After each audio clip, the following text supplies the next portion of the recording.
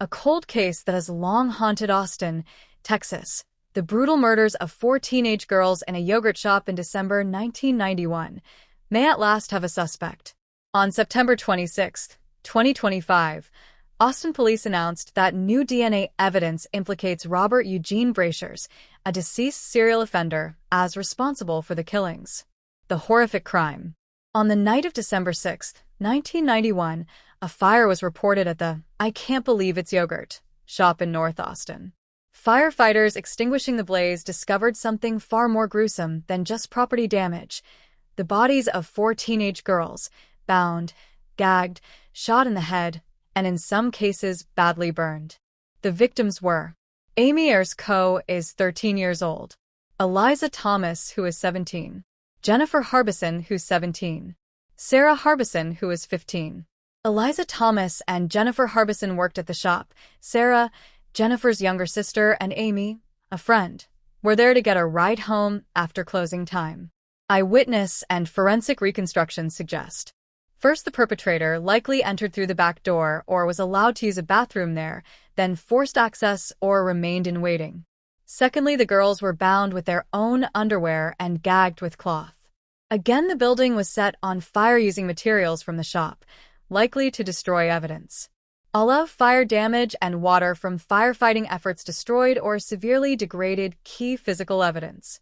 Because of the fire and destruction at the crime scene, many forensic leads were lost or rendered unusable, adding tremendous difficulty to the investigation from the very beginning. Earlier suspects and wrongful convictions. Over the years, the investigation followed various leads, including interrogations and confessions, later recanted. In 1999, authorities arrested Robert Springsteen and Michael Scott. Both were teenagers at the time of the crime, and others in connection with the murders.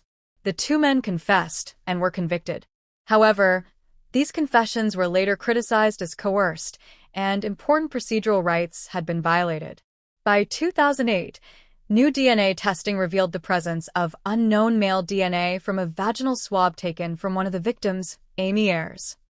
That DNA did not match Springsteen or Scott, nor other previously suspected individuals. In 2009, the convictions of Scott and Springsteen were overturned.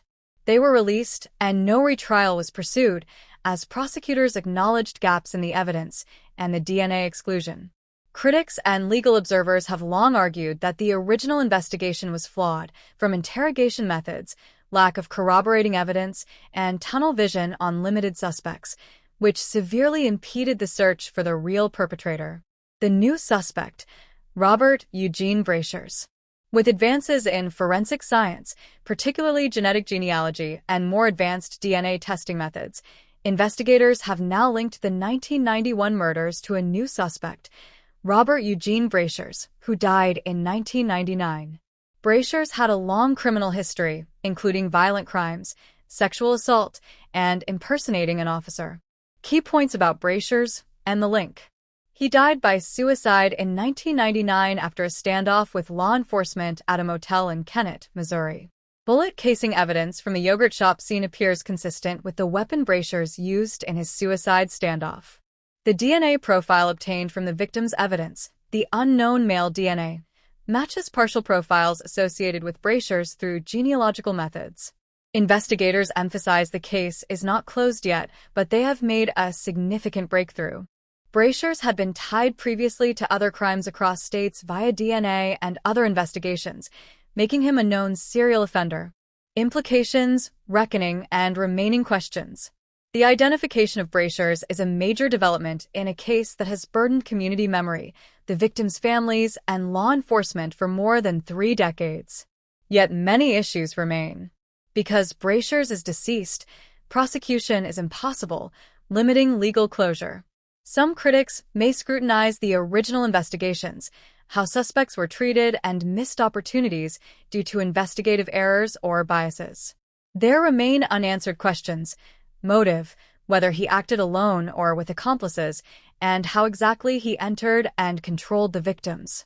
While DNA evidence is strong, full case files, corroborative evidence, and chain of custody need careful review before final judgments can be made public. The exonerated men, Springsteen and Scott, may be owed reputational restitution, though courts had already denied compensation since they could not prove they were entirely innocent under existing rules. For the families of Amy Ayers, Eliza Thomas, Jennifer Harbison, and Sarah Harbison, this announcement may bring a difficult mix of relief.